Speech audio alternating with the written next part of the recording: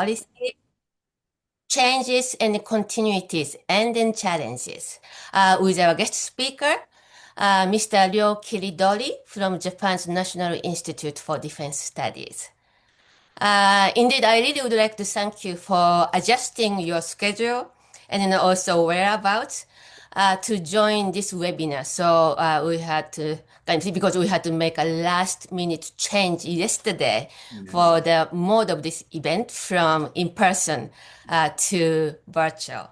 It is a little unfortunate that we will not be able to have kind of more fluid and personal interaction with our speaker, Mr. Kiridori, who actually traveled all the way from Japan via Boston to here to join us today. But there's some good side of this story too. Now we had more than 100 people signed up for this event, okay? Which kind of far exceeded the capacity of Seager Center's event room, okay? So, which I believe this shows a renewed interest in Japan's defense policy in the current political climate in Japan and then also here in Washington, D.C. Just a quick few words on the Seager Center for Asian Studies. We are always happy to host these events, and we do a lot of these things, including this kind of like a policy-related events, also academic seminars, and then also cultural events. We are the only center of its kind devoted entirely to Asian studies in the DC area, and then have over 80 faculty affiliates across a variety of disciplines. We are also one of the top 10 most active and largest Asian studies centers in this country. And then, of course, we also host a robust Asian studies academic program, which is still accepting applications. So today's event, we are going to look at Japan's defense policies in terms of its evolution over the past 8 decades. Also some noteworthy kind of recent developments, and then probably ongoing kind of domestic discussion for possible further changes. I think this is quite kind of the opportune time to do this so because Japan is actually going to have an important national election, the House of Representatives, next month, actually in less than 10 days, okay, less than 10 days. And then result of which probably will likely further accelerate the ongoing change in defense policies or not. So yeah, it's going to be a very interesting time to kind of think and review about Japanese defense policy. So let me to introduce you to today's speaker, Mr. Ryo Kiridori from Japan's National Institute for Defense Studies. Mr. Kiridori is a research fellow at the National Institute for Defense Studies called NIS, which he joined in 2016. From 2018 to 2019, he was cross-appointed to the defense ministries, the Japan's defense ministries of Defense Policy Bureau, which is quite important, of course, office, where he was engaged in drafting Japan's mid to long-term defense strategy, which was called National Defense Program Guideline at the time. Now it's called National Defense Strategy. It's kind of more similar to the US one. Okay. As well as in various policy relevant level of strategic dialogues, including Japan's US extended deterrence dialogue. Mr. Kiridori's research interests cover security studies and then foreign policy analysis. He has recently written a chapter in a book about the lesson from Ukraine to Taiwan. What a kind of important lesson maybe we may have to think about, right? And also published in, this was published in 2025, so last year. Mr. Kiridori is currently working on multiple research projects, including one about security implication of the spread of precision strike capability in the Indo-Pacific, and then also a research that reassess the lot of bureaucracy Mm. in Japan's defense policy evolution. All kind of see sexy subject, I guess. He hold the BA in political science from the University of New Brunswick in Canada. And then also MA program in international relations from London School of Economic and then Political Science in the UK. And then also Mr. Kiridori is currently working on his PhD dissertation program in political science at the University of Toronto. So he has got a wide kind of experience in studying and doing research outside of Japan.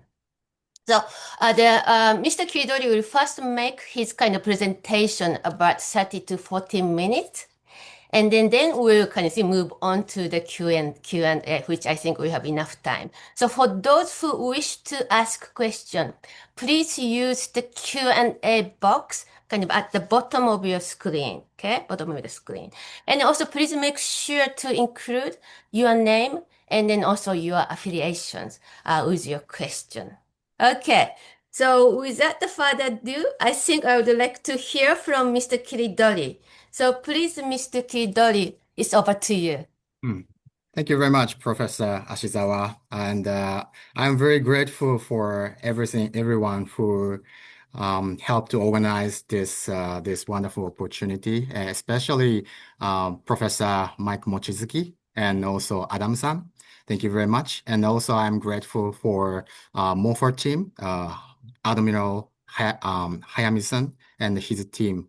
And thank you very much for coming, and thank you very much for having me here.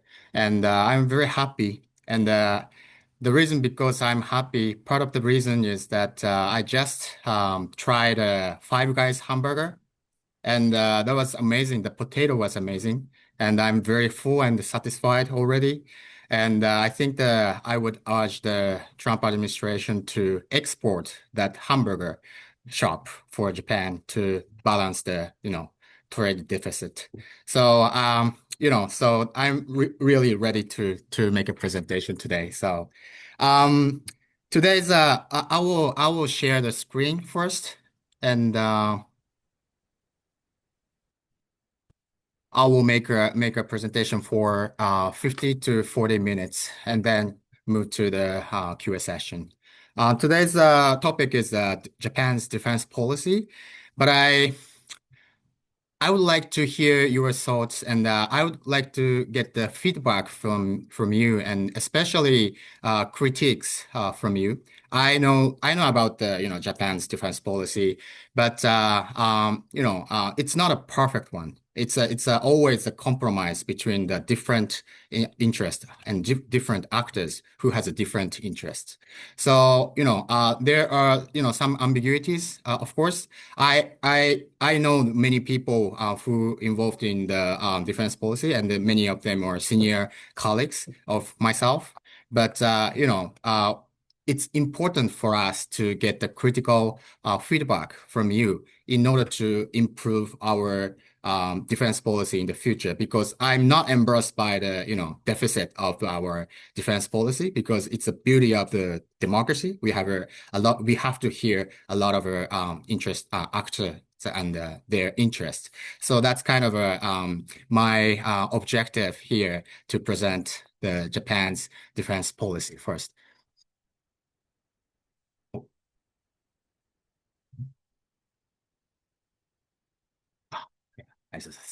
Thank you. As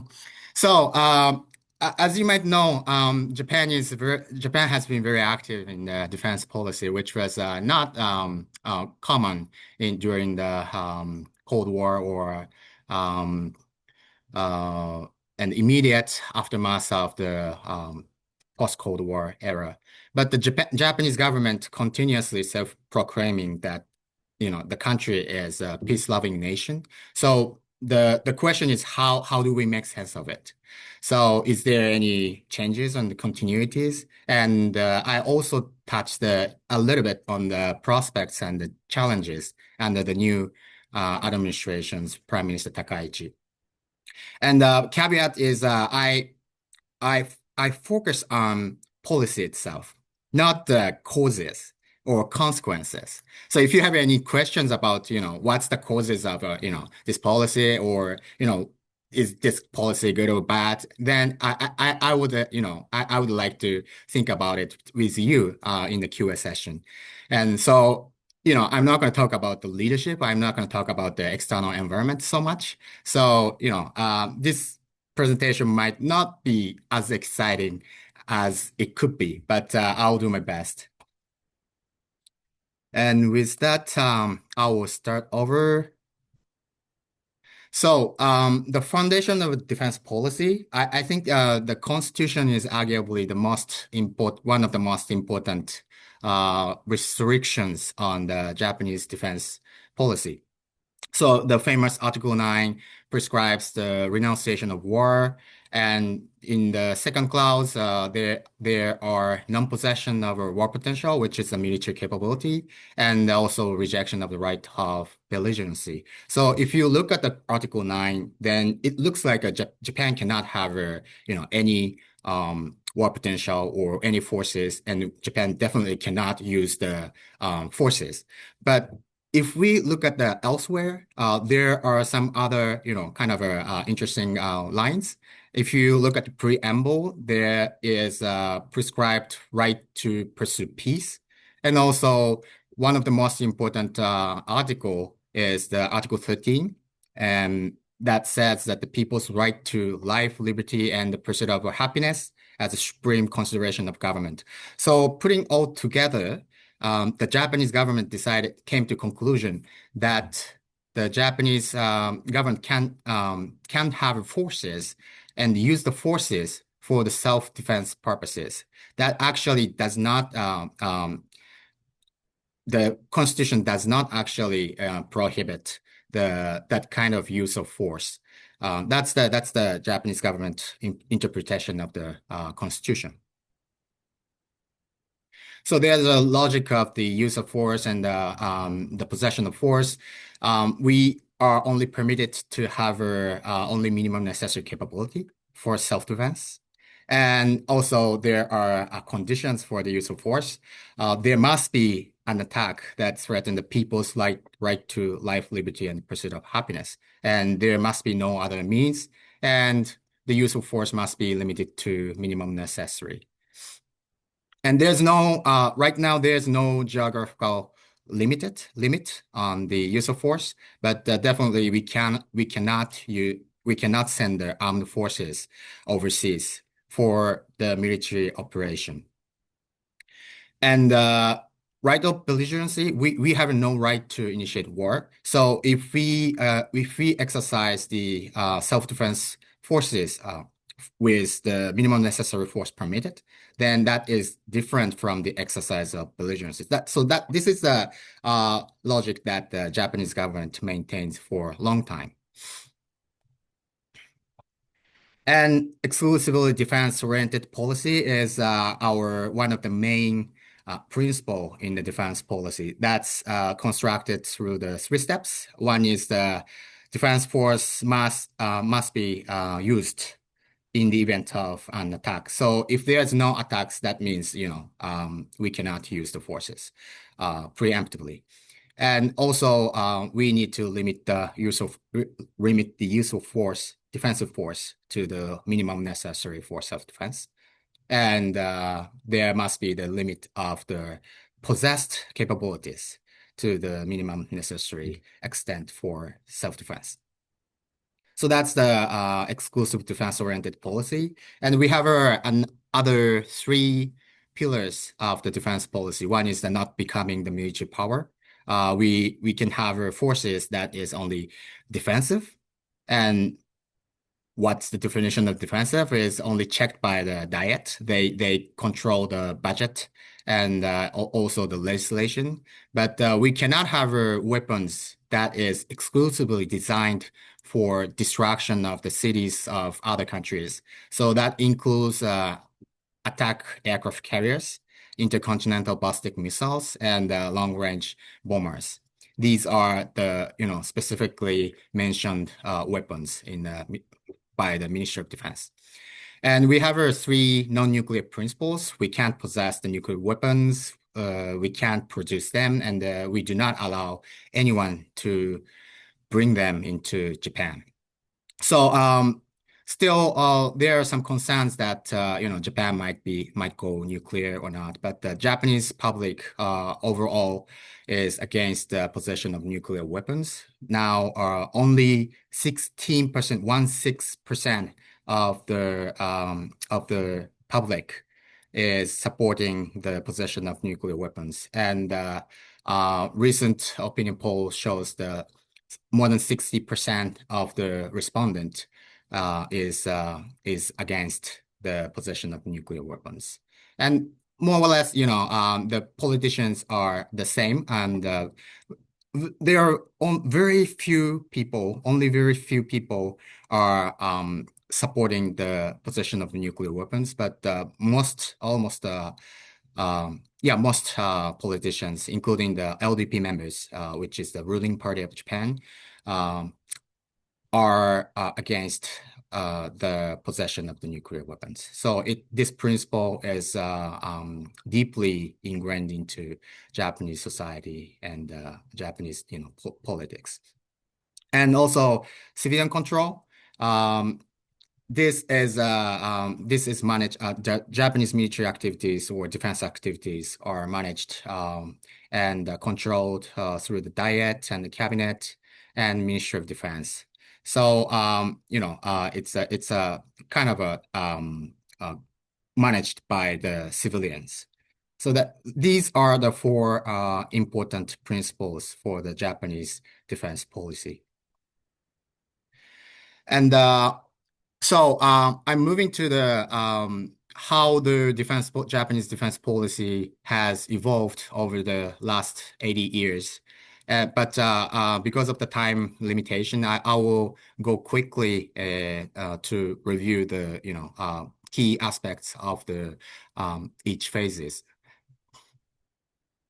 I think there are three phases since the 1945, and during during the Cold War, probably roughly from 1947 to 1990s, I would characterize this period as the passive phase.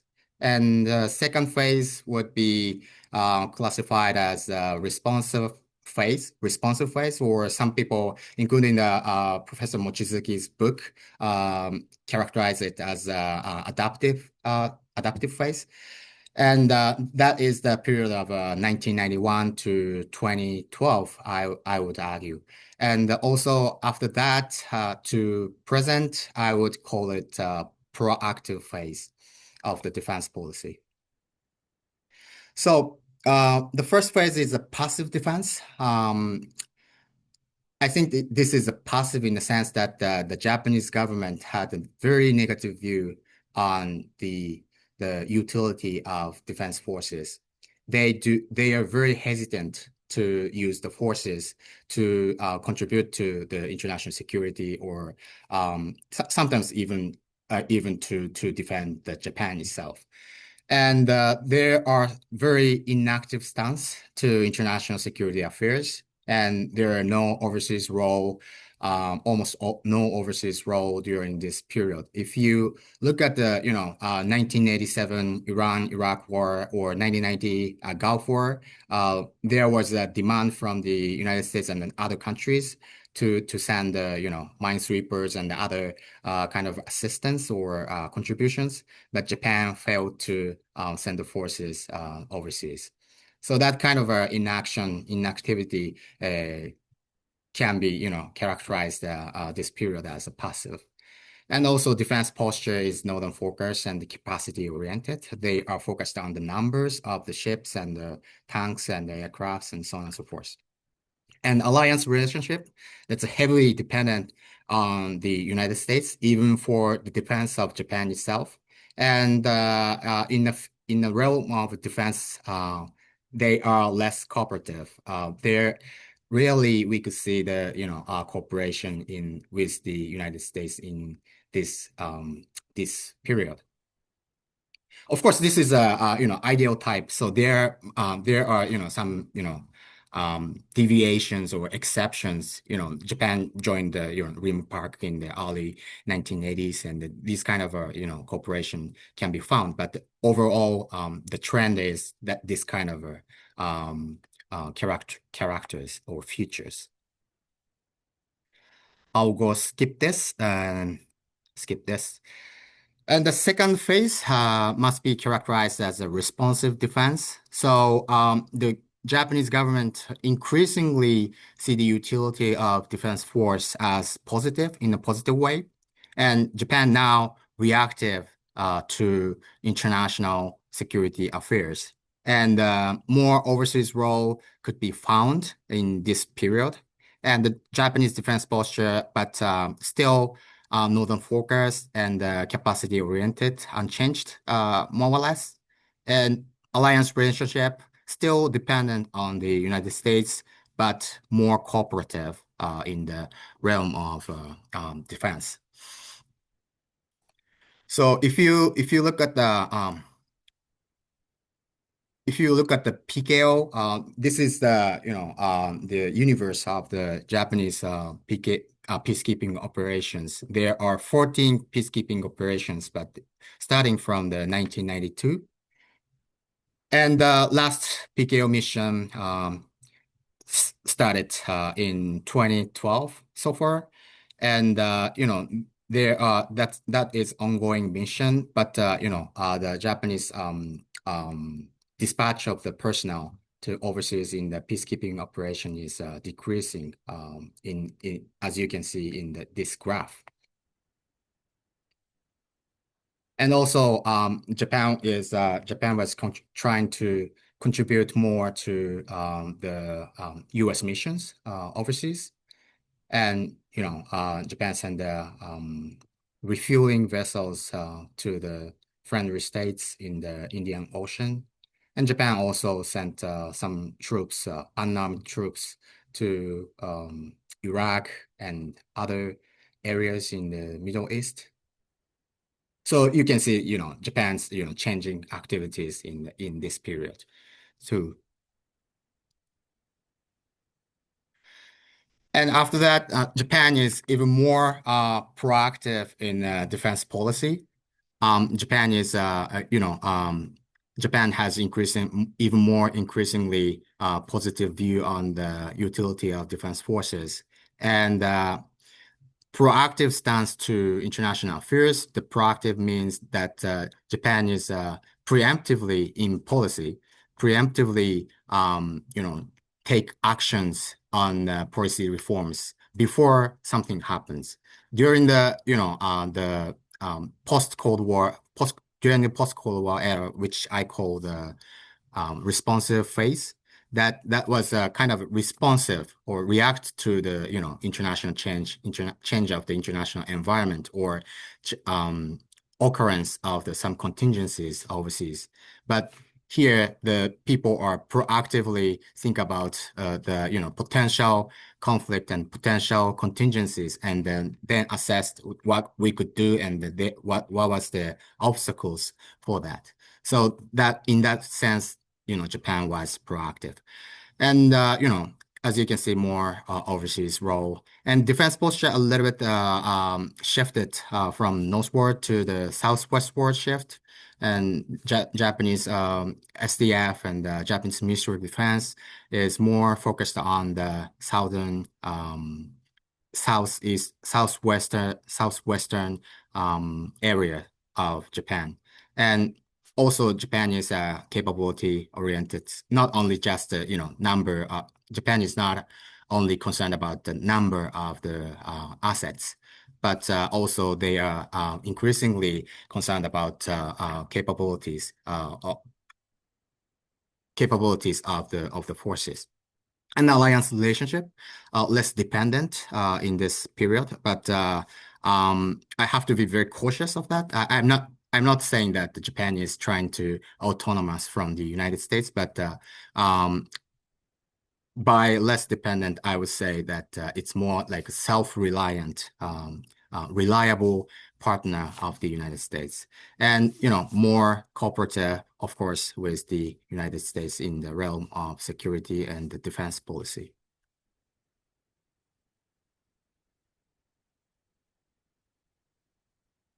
I will skip this and skip this. So the proactive defense, the term proactive obviously comes from the Japanese new concept of the proactive contribution to peace. So that is the core of this concept is that more more like diplomatic side of the Japanese security policy.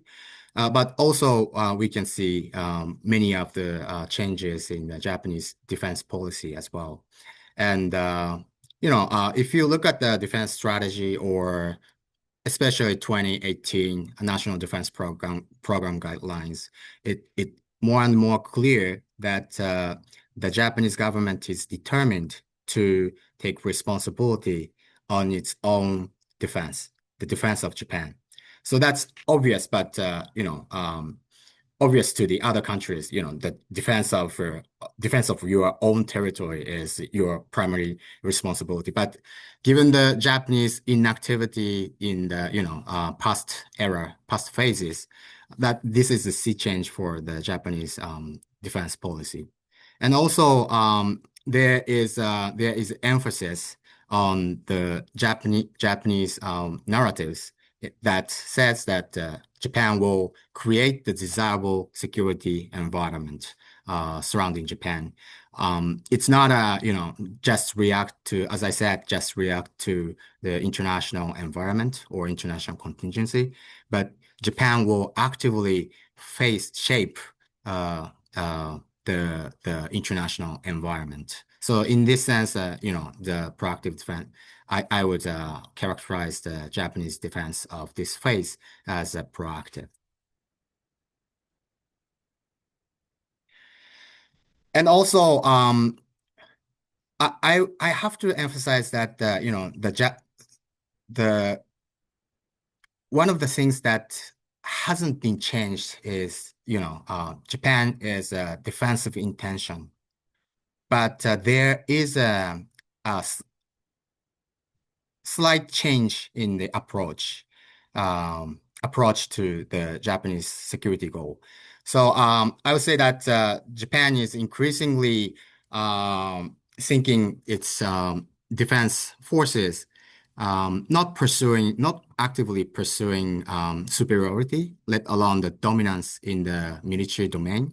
But what Japan is trying to do is, I would argue that denying the adversary's dominance or denying the adversary's superiority in certain military domains through the use of the asymmetric capabilities of Japanese forces.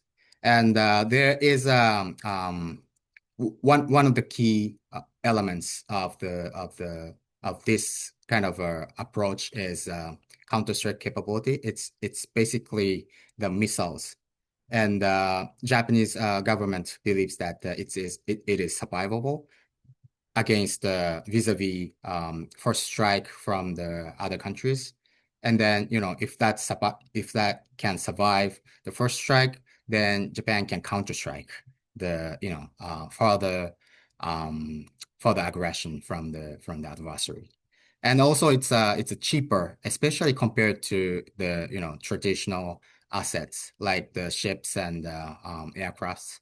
So that is, more contributing to the wide spending of the defense budget. And also, there are emerging concept of disruption of the enemy capabilities, especially in the space and cyberspace and electromagnetic spectrum. And all these are the new aspects of the more or less new aspects of the Japanese defense policy, and that was enabled by the defense budget increase in this period. So if you look at the 1990s, the defense budget was quite flat. And from the 2003 or 2004, the budget was even declining until the FY 2013.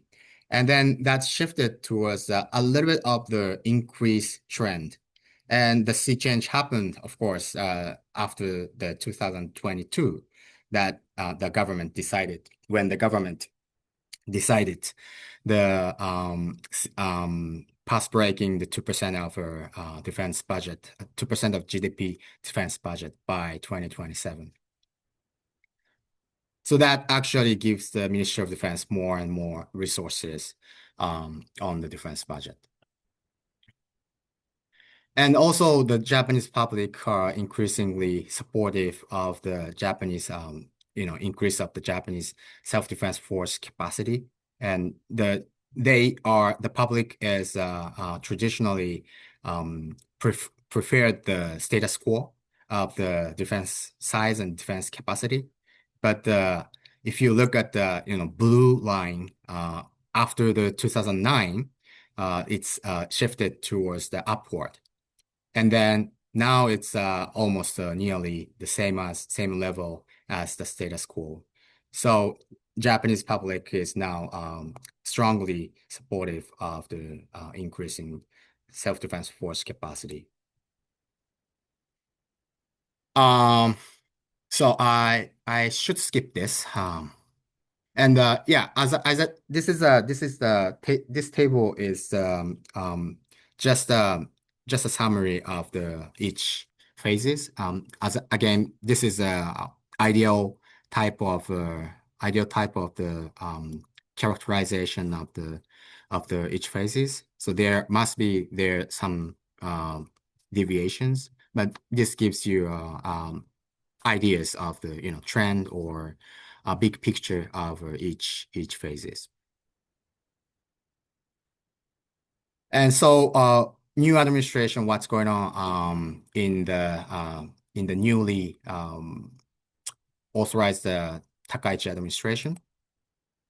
And one of the most important development in the short period of the Takaichi administration so far is probably the Taiwan question. And Japan sees the Taiwan as very important, but why is that? So I think there are at least three strategic values. That one is the geographical proximity, and the other is the sea lane of communication, and also economic indispensability of Taiwan. So for all three reasons, we believe that the Taiwan is strategically really important to Japan. And if you look at the left image, you can see the how close the Japanese territory and Taiwan is. Only 111 kilometers between the Japan's westernmost point, which is called Yonaguni Island, and Taiwan itself.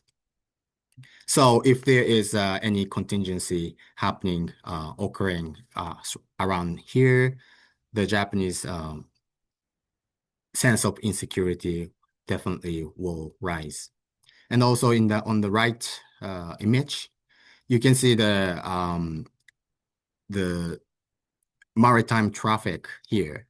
And it's kind of difficult to see, but if you look at the Taiwan Strait and here, the Taiwan Strait and the Bashi Strait, most of the sea traffic goes through these straits. So if these are the very important critical choke points for Japanese sea lane. And if this is squeezed for any reason, the Japanese economy will significantly harmed. So this is the importance of the sea lane. And also there is economic importance. The one of them is semiconductor. Taiwan has a lion's share of 67% of the global semiconductor market. And Japan is increasingly dependent on the imports from Taiwan in semiconductor chips.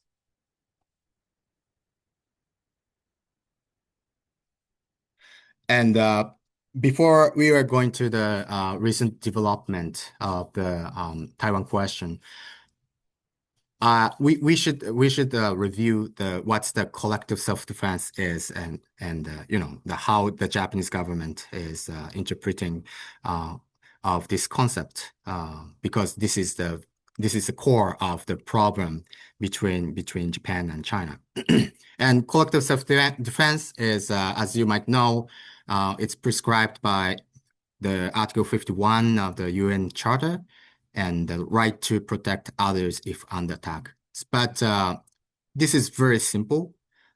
However, the Japanese interpretation, Japanese version of the collective self-defense is more complicated. And when there is an armed attack against Japan, or when an armed attack against a foreign country that is in close relationship with Japan occurs, and this would threaten Japan's survival and poses a clear danger to fundamentally overturn people's right to life, liberty, and pursuit of happiness, which is prescribed in the Article 13. Then Japan can consider the use of defense force as an exercise of collective self-defense.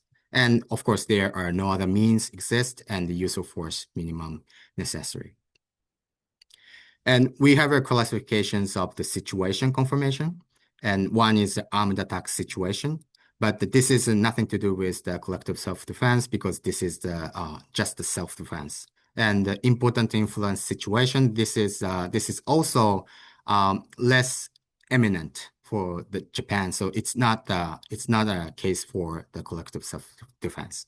And what's important is the survival threatening situation. This is directly associated with the collective self-defense. And as you can see, there are different types of the situations, and what we could do and what we could not do is written here. I will skip this. And so the recently Japan-China relationship is strained. And, as some of you might know, on November 7th, the Prime Minister Takaichi during the Diet session made a statement that the Taiwan contingency could be potentially a survival threatening situation. And the PRC's response is harsh, diplomatically first, and the strong language, use of the strong language of the PRC diplomat. And also, the Chinese government put the travel restrictions on Japan and also canceled some of the Japanese artists' entertainment shows in China. And there are also economic sanctions, including the comprehensive ban on the seafood import from Japan and also export restrictions, including the rare earth metals. And there are some collision or incident in the military realm. The PLA naval aircrafts used the radar beam. Sorry, it says I wrote the lock on here, but it's not a lock on. Radar beam, fire control radar beam. It's lock on is more like even more step further. So these are the development what we had in recent relationship with China. So what Prime Minister Takaichi exactly said is, basically if there is a naval blockade and if there is the use of force, and then Japan could consider the situation as the threat to Japan's survival. So if you look at the I will go back.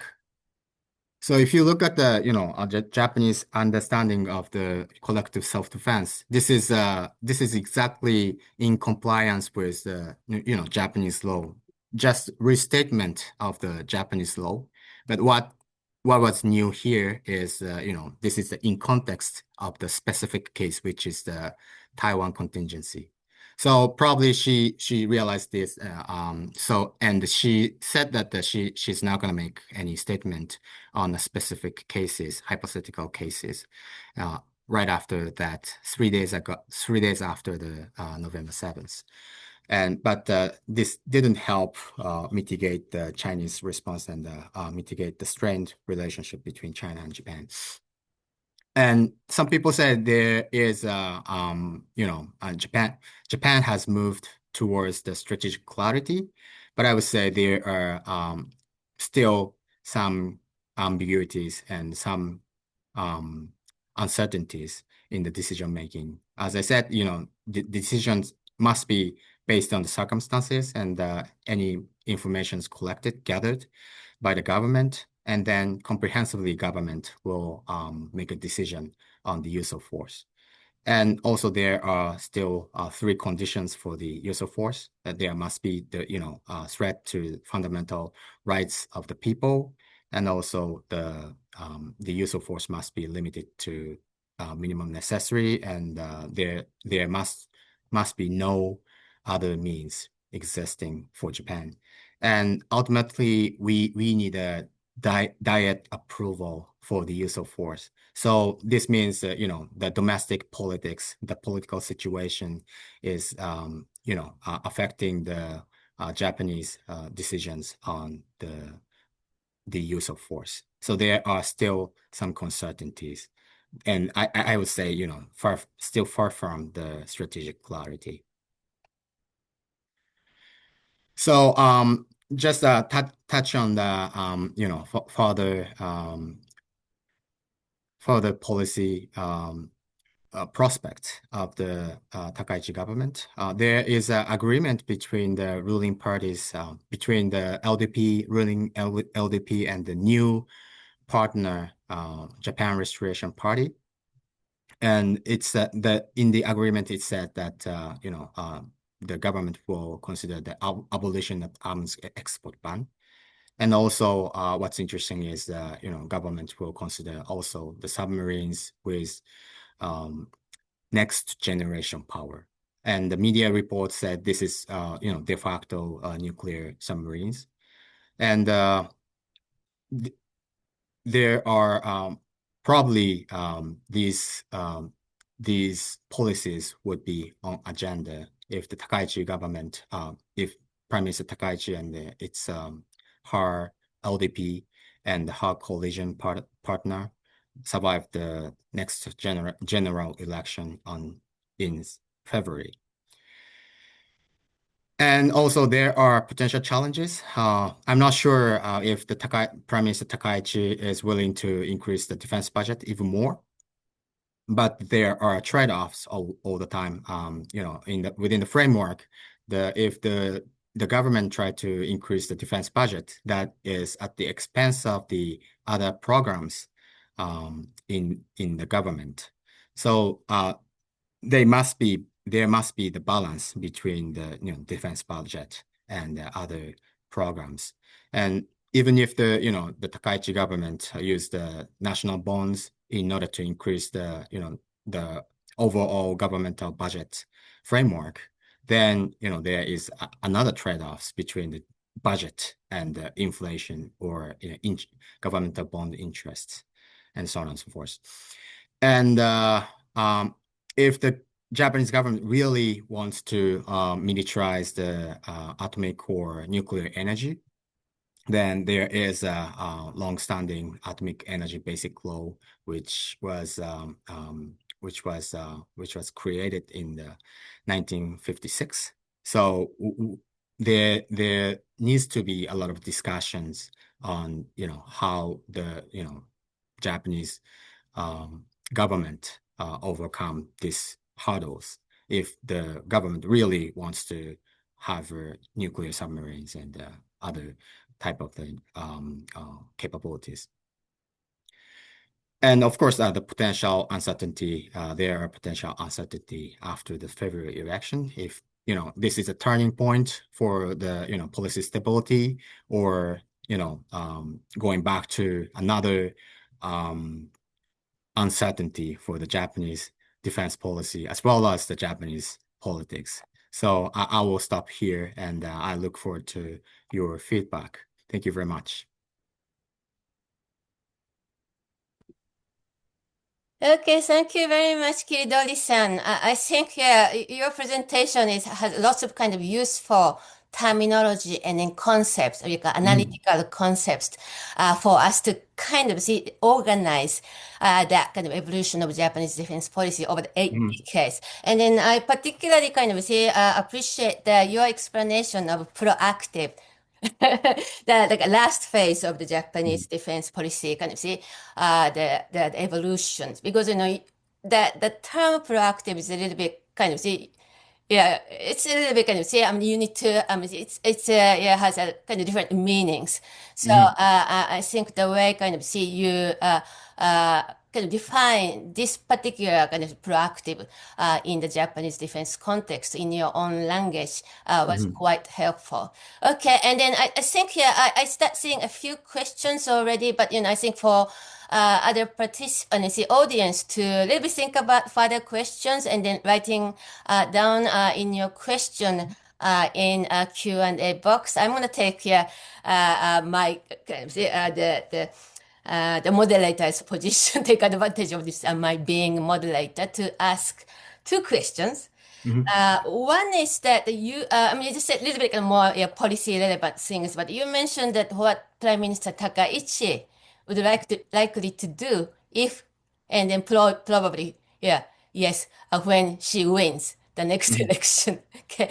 And then I let that kind of discussion from Japanese news sources, and then there's a kind of interesting comment or kind of perspective that also she may try to change the three nuclear principles, which actually you mentioned in the beginning. That's a kind of continuation of Japanese defense policy. So the three kind of nuclear principles is not produce and not possess, and then also Mhm. not bring in the nuclear weapons. Maybe she's going to change the third part.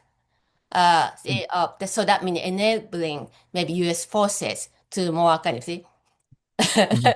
publicly Yeah. kind of say possess nuclear capabilities within their bases in Japan. So I just am curious, see that kind of discussion coming from Japan, whether you kind of say you don't think that's a kind of accurate the prospect of what Takaichi would likely to do, or maybe you have kind of different kind of take on this particular kind of see perspective.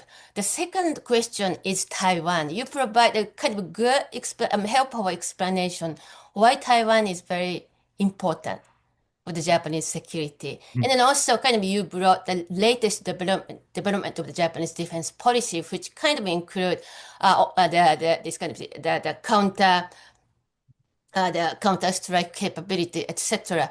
And then also the Prime Minister Takaichi's latest comment, like controversial comments Mhm. on Taiwan. And then also in the context of this collective defense, the development in the Japanese defense policy. And so Mhm. I'm wondering because the latest the U.S. National Defense Strategies, which was published last week, Mhm. didn't mention, I think, yeah, with like all kind of political diplomatic reasons, but didn't Mhm. mention Taiwan Mhm. in the document, which was kind of Mhm. say pointed out by many observers, right? Mhm. So, how actually the defense kind of say policymakers in Japan currently kind of digesting, taking Mhm. this latest U.S. National Defense Strategies document, which may be shorter than yours, that kind of omit the word Taiwan. And then also, that I'm going to push a little bit further. You see, the Trump administration's policy is kind of really hard to nail it.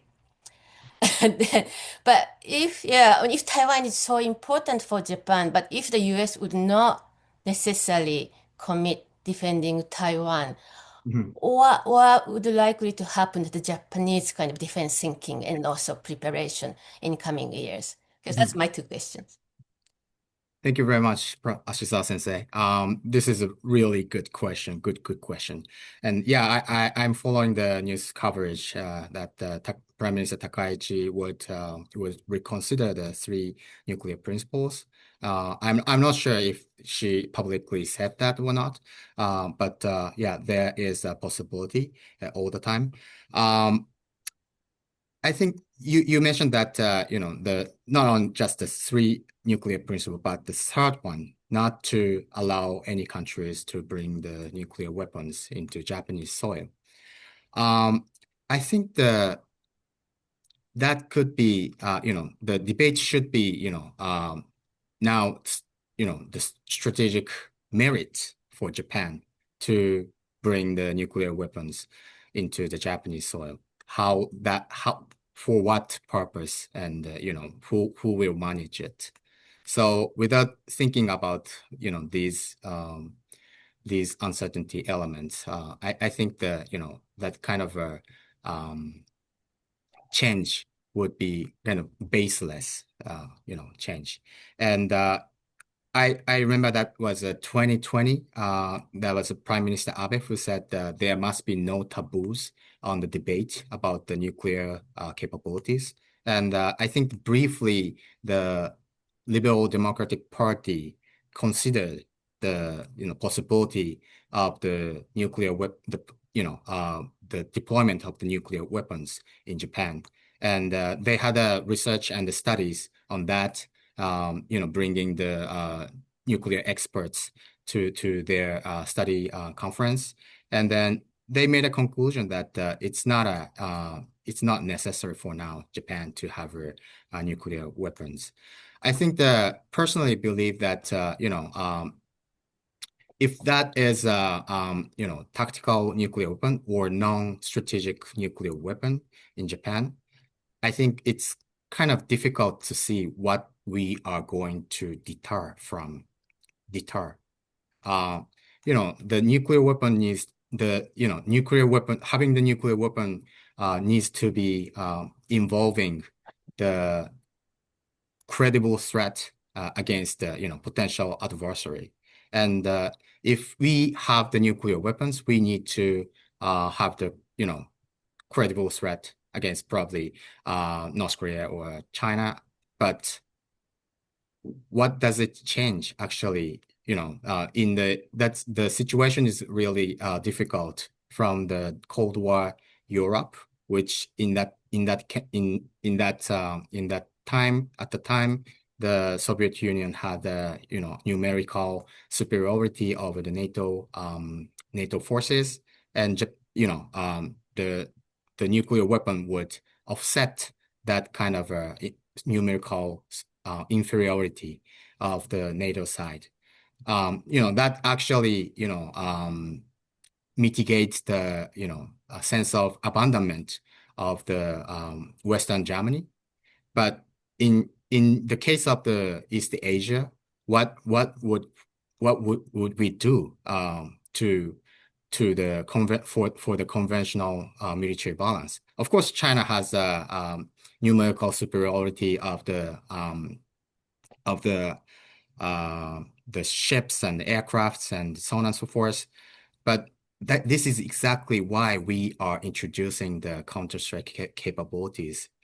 We are trying to deal with that kind of a numerical force-on-force inferiority through the asymmetric capabilities, which is the missiles, conventional missiles, to vis-a-vis the, for example, incoming ships.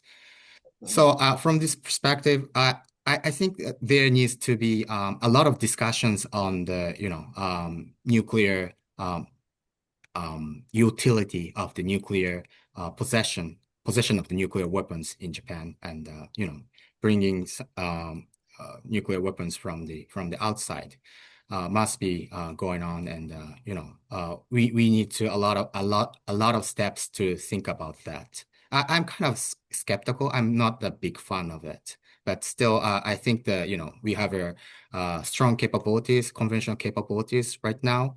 Our self-defense force is pretty much strong and confident to deter and defend our own territory. And so, whether we need the further um, assets is kind of requires a lot of intense discussions. And also collective self-defense and Taiwan contingency. Um, if the U.S. commitment U.S. is not committed to Taiwan contingency, as you can see in the tone, as you can see the change in the tone of the U.S. government vis-a-vis the Taiwan or Taiwan Strait. I think that's policymakers would be very sensitive to that kind of changes, but I'm not sure if they are completely um, concerned about that. I mean, the overall U.S. strategy right now is deterrence through the strengths of the, peace through the strengths, not the confrontation. That's their slogan right now. And I think that, in the at first sight, it looks like they changed the tone, but from the Japanese perspective, that's exactly what we want. We do not want the confrontation between the US and China. And we do not want the destabilized, Taiwan Strait. So I think that from this perspective, right now it's just a, change from the previous NDS, and then, which clearly stated the Taiwan and Taiwan contingency. But now, there is a little bit of the shift in tone. So we are kind of surprised, but we can reconstruct the reliability and the credibility of the U.S. commitment through all the channels between Japan and the United States. I think the credibility is not, existing over there and, waiting for us, waiting to be discovered by us. But, credibility of something like we can build or we can, construct through the, exchanges, through the dialogues, through the shared understandings between the Japanese and the US sides. So I think, we can deal with it. Okay, thank you. And then also, I think this is a little bit related to what the question from Professor Mochizuki Hmm. in Q&A. He has a little bit more like a really informed question referring to that other kind of see observer. I mean, those Hmm. specialists on Japan and the Hmm. US, Japan, China things. But you refer to that kind of see more policymakers kind of immediate response to that say the what the US kind of see published last week. But as a strategist or kind of see someone like you and then also others in kind of a little bit more long-term thinking, Hmm. do they start a little bit thinking about plan B?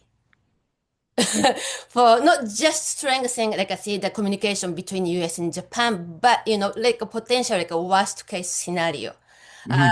for the US disengagement from Taiwan, so that what Japan should do? Hmm. Or is it just that pointed question from Professor Mochizuki? Of course, yeah, I expected that kind of, very useful questions from the Professor Mochizuki. He always have a good questions, and I learned a lot from himself. Um, that's a very good question. The plan B is kind of a keyword for every other countries who has close ties with the United States right now. Um, but having said that, the what other options do we have? Can we have other reliable partners that can replace the United States? Do we have the potential partner that is as capable as the United States? Do we have other alternatives that you know uh, that can share the values and the views and that also have constructed 60 years of the cooperation and dialogues and discussions together. We do not have any country that can match the United States as a reliable, credible partner. Um, so I think that, even the Japanese public is still relying on the United States. And recent public poll that was conducted by the Cabinet Office in November, I think, n more than 90% of Japanese respondents said that, Japan-US alliance is very critical for the peace and stability of Japan. So I think the Japanese support for the alliance and the support for the United States as a sole ally is very strong still. Even that was December of the 2025. So I mean November of the 2025.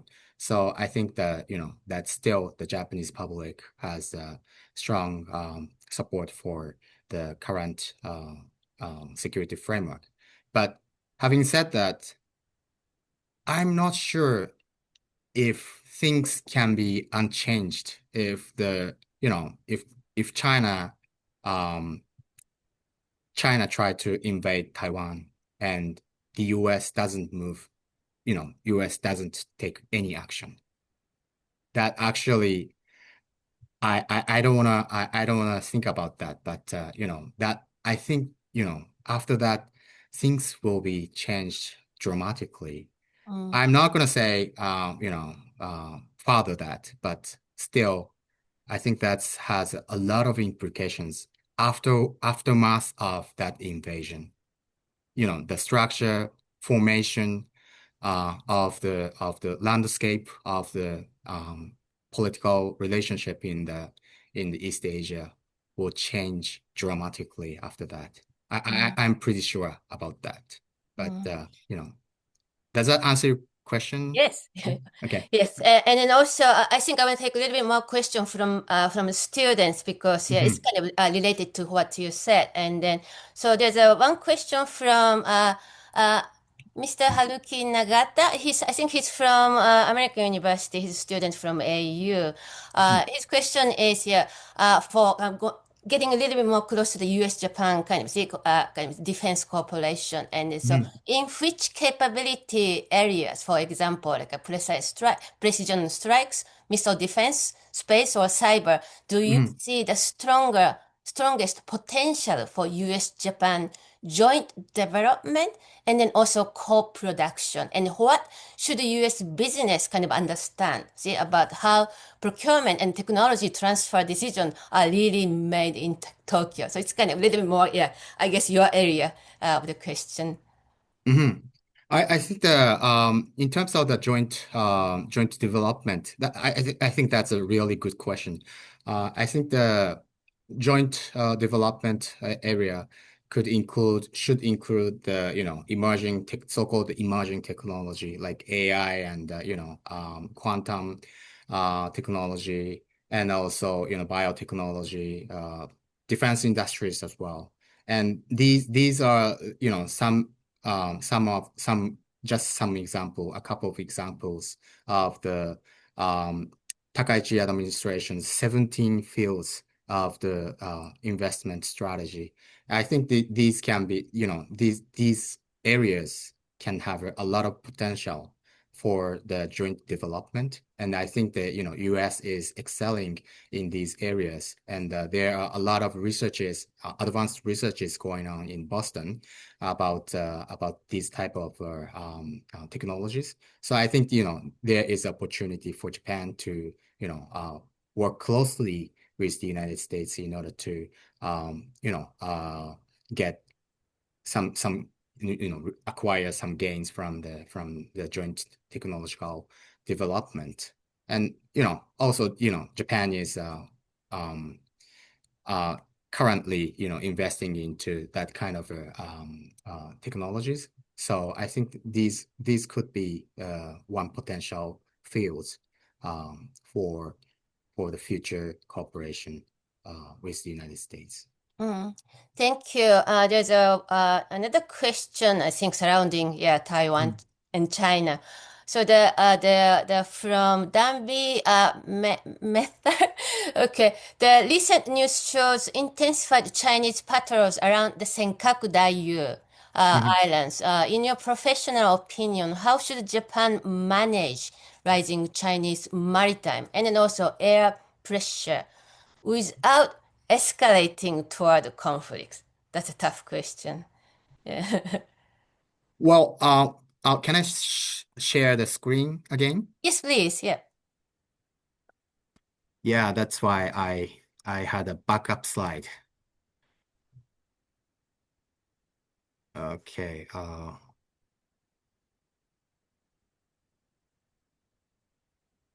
There we go. This shows the number of the um Chinese Coast Guard in intrusion into the Japanese territorial waters, and what's the upward number of scrambles against Chinese aircrafts. So this is not new phenomena. China has been very wild and very active into challenging the Japanese territorial water since, for example, 2010. That's could be, dramatically increased after 2010. And, in the maritime area too, that's, dramatically increased. I think, without escalation, I think from the Japanese side, um, these gray zone tactics and provocation from the Chinese military has been managed and dealt with by the Japanese Coast Guard and the Japanese, Maritime Self-Defense Force and Air Self-Defense Force. They are doing a great job to push back the Chinese challenges. They have been working very, very hard on, patrolling and, warning the, incoming fishery boats and Coast Guard boats. And, these are all the time, very closely associated with the um, unintended, uh, how can I say? Okay, unintended contingency.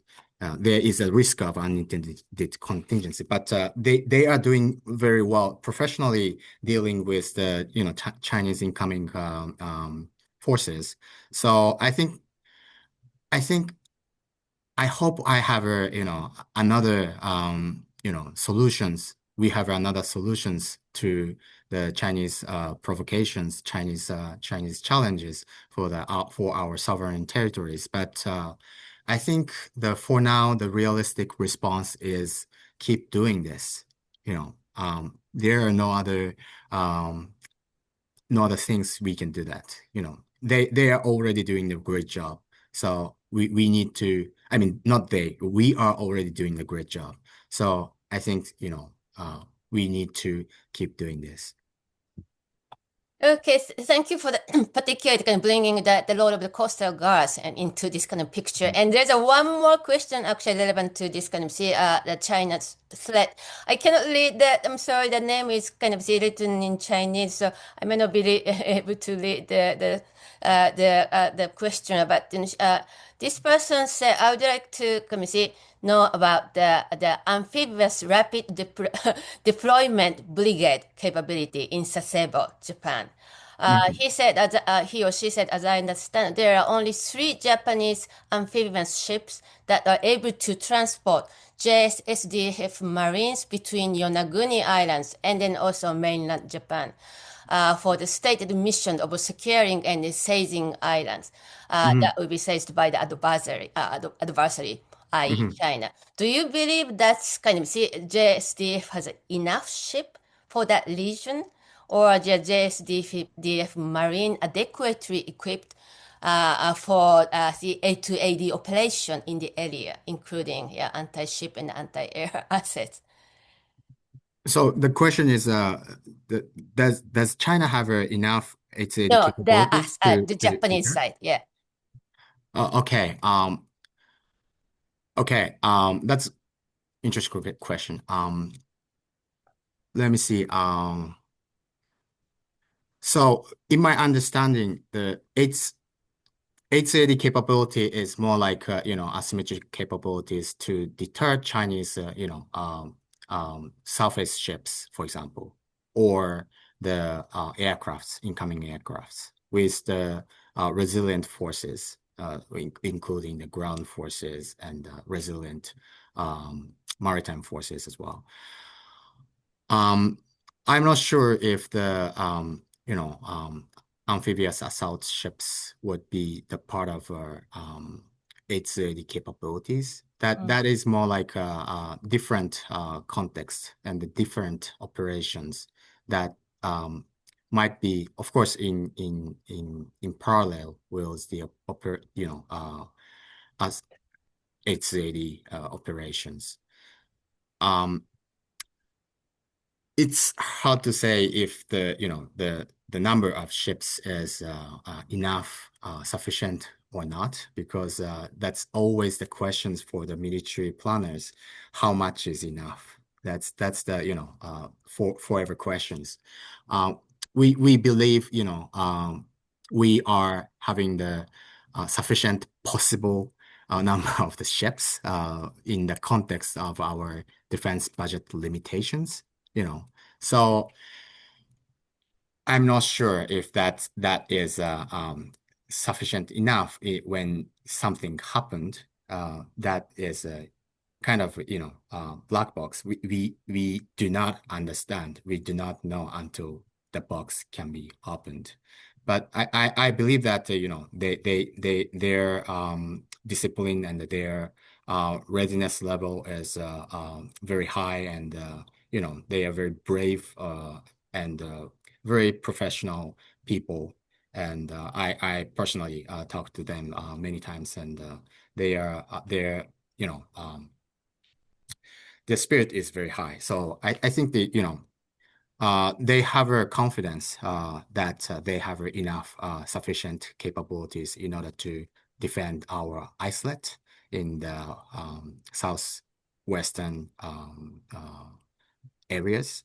So that's all I could say on the amphibious landing ships Mm. about, yeah, about the Japanese capabilities. Thank you. Thank you for kind of answering all questions. Now I want to a little bit move to that, like a little bit like a politics, the question Yeah. about Japanese politics, and of course, and that would be kind of see huge effect for the defense, Mhm. the Japanese kind of see defense policy. First of all, yeah, I mean, do you have any take about yeah? So it's the question from Peter Lutz. I mean, how's kind of your feeling about this kind of short-term defense policy change? Depending on if the LDP can secure absolute kind of see majority in the February election, right? And then also kind of see from your perspective, the kind of see minority government maybe becoming see kind of with having coalition with Ishin and then also DPFP. Okay. And then that kind of see that also related to the earlier question by Tom Leigh. Do you think Japan can actually increase the defense budget to maybe to 2.5% or 3% or even higher, right? And if that's the case, yeah, see, if there's a kind of significant kind of see higher defense spending, then what yeah would be kind of see necessary for the Japanese kind of domestic politics and when it comes to tax or other things to Mhm. yeah sustain that kind of see the raise for the defense spending. Okay, so it's two questions. Okay. Mhm. Okay. Thank you very much for very important questions. Um, I think as I said, the February election is a turning point for the Japanese politics and, turning point for the Japanese defense policy as well, whether the current course of the policy will continue or not. But I think I'm sure, I'm not sure, but I do not know, but I am sure that the defense agencies, Ministry of Defense and the Self-Defense Force, already started to to think about the next strategies, national security strategies, national defense strategies, and midterm defense build-up plan.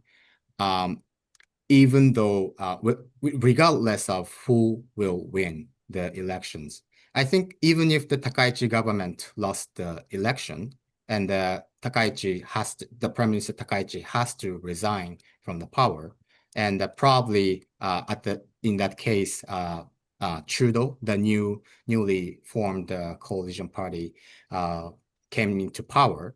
I think the many of the elements that's already being studied in the Ministry of Defense and self-defense force can be um, can be included in the new defense strategies. I think if we look back on the 2010 defense strategy, the National Defense Program guidelines, which was issued by the newly elected Democratic Party of Japan, many of the defense policies, including the change of the basic defense force concept into the dynamic defense concept, which was first sea change since the 1976 of the first National Defense Program guidelines. That I was kind of surprised that could be achieved in the Democratic Party of Japan's administration, which was more leaning towards liberal leaning compared to the previous Liberal Democratic Party. So I think that that actually shows the sign of the policy stability, regardless of the administrations or regardless of who is in power. Of course, there are some personal preferences of Prime Minister Takaichi right now, and that could be changed a little bit after the elections, and especially if the Prime Minister Takaichi cannot hold the enough seats on the diet. But I think that still there are there could be the policy stability. I would expect many of the stability and continuity from the from the previous course of the defense policies. And if you especially if you look at the Trudeau's the new coalition party's decision to consider the 2015 peace and security legislation as constitutional rather than the previous previous consideration of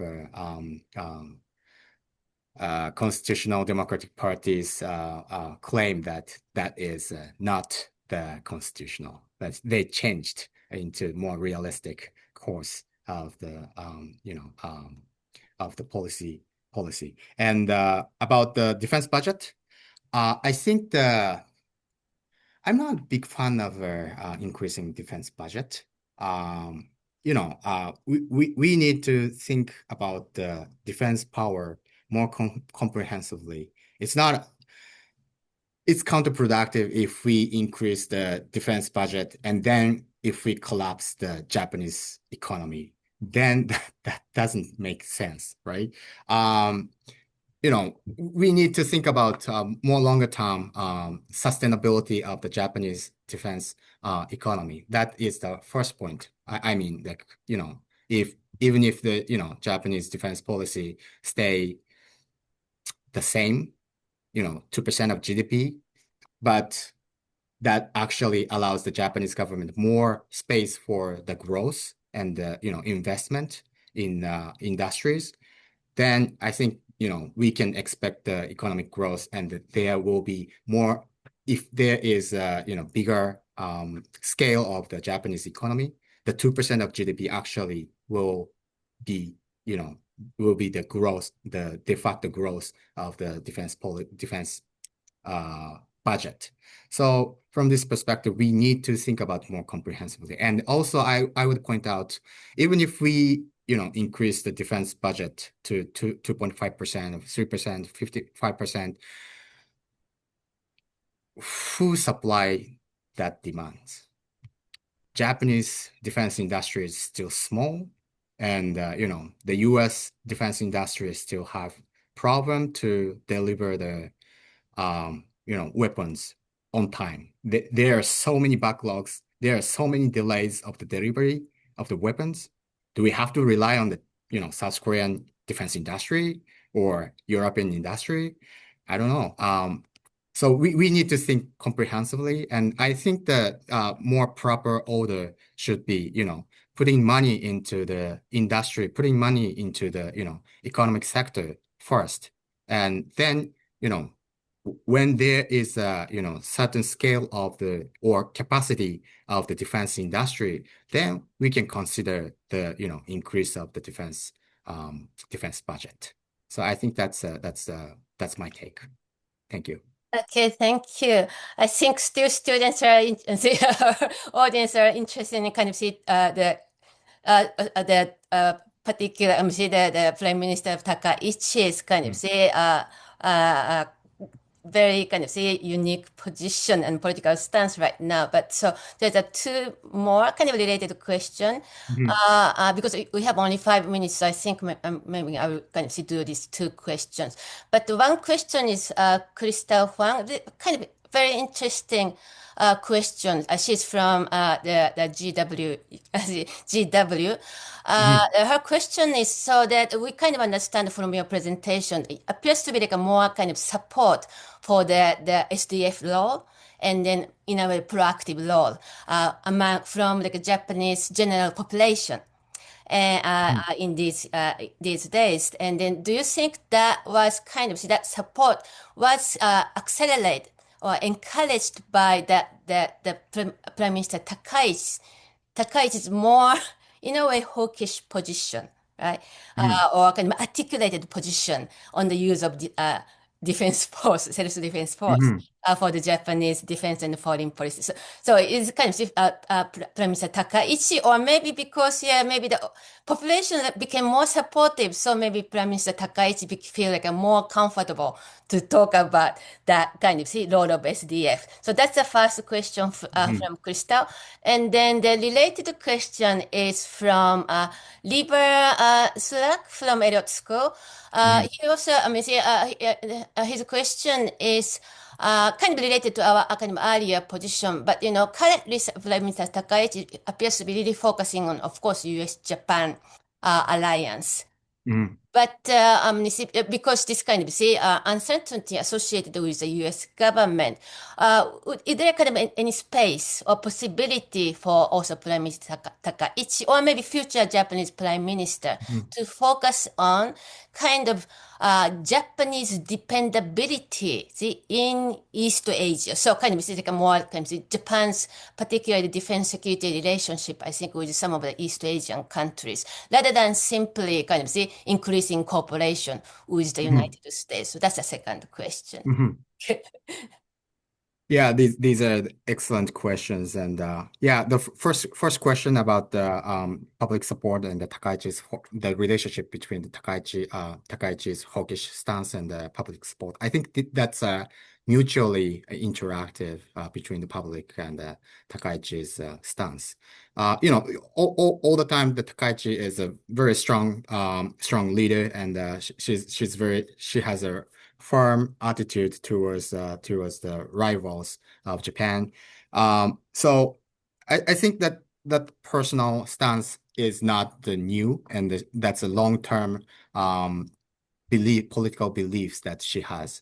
And if you look at this graphs, uh, you know the the Japanese public is very was very cautious of the increasing the SDF capacity. But after the 2022, there are still even more increase up towards moving towards the 50% of the respondents supporting the increase of the SDF capacity. This might indicate that actually, this opinion poll was conducted in November of the 2025. that means after the some kind of exchanges between the Japanese government and the Chinese government on the debate of the Taiwan contingency.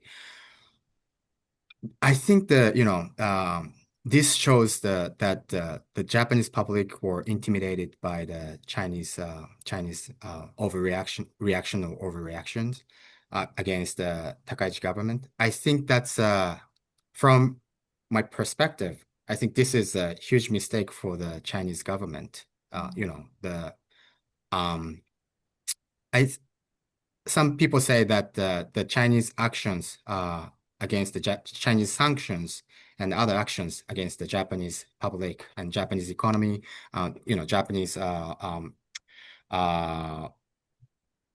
cultural development, these kind of things. I think this is a counterproductive, and in the sense that the if China is trying to withdraw Takaichi's power from the power, but actually it's consolidating the Prime Minister Takaichi's political foundation.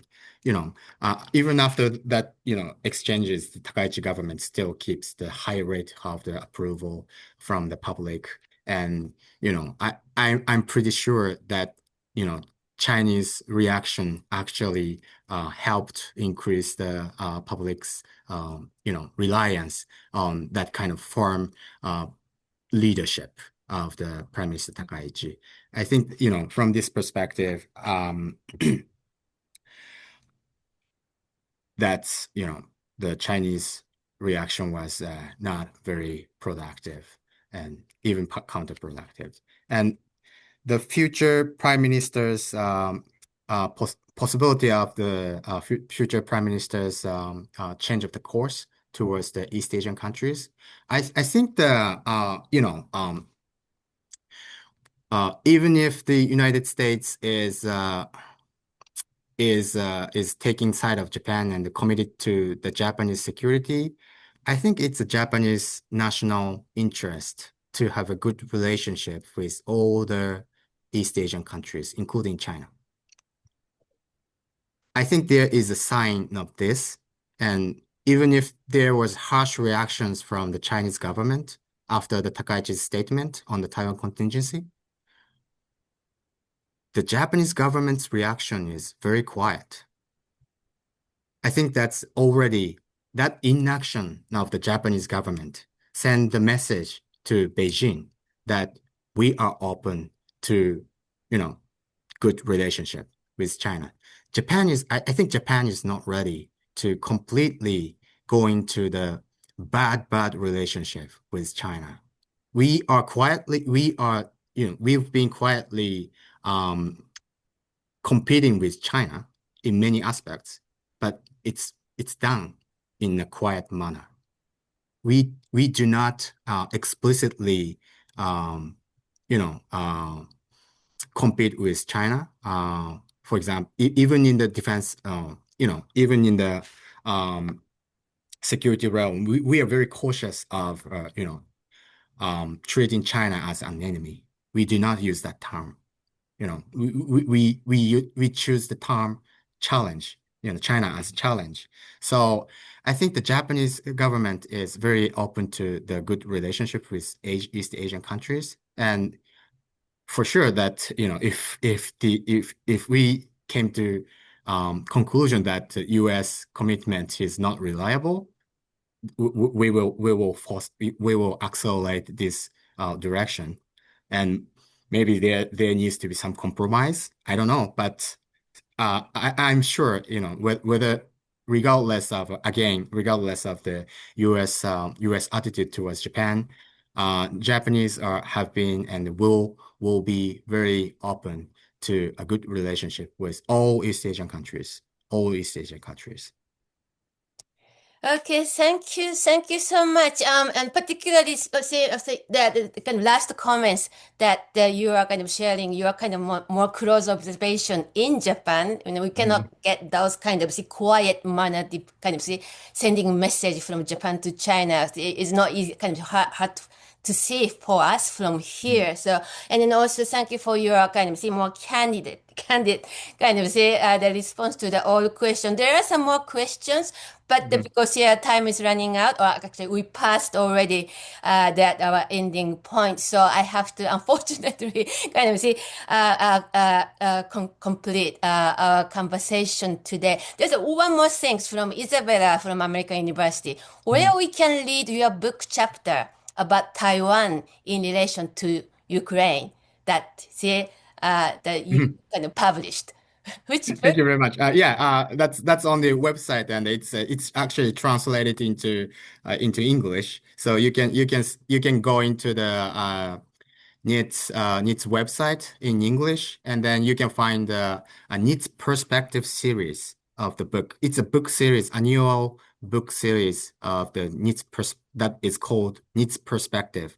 And Okay, then it's the 20, perspective. yeah, 2025 publication was called new uh I forgot the name of the So title. we need to Uh, go to National yes, Institute yes. of Studies website and you just seek for the English Yes, my kind of my my version. institute And then we're gonna website. seek your name. Yes, yes. Okay, Uh-huh. thank you so much. And Hmm. then again, Thank you very once much again, for yes, being thank you, interested in Mr. Kiridori, it. spending so much time with us.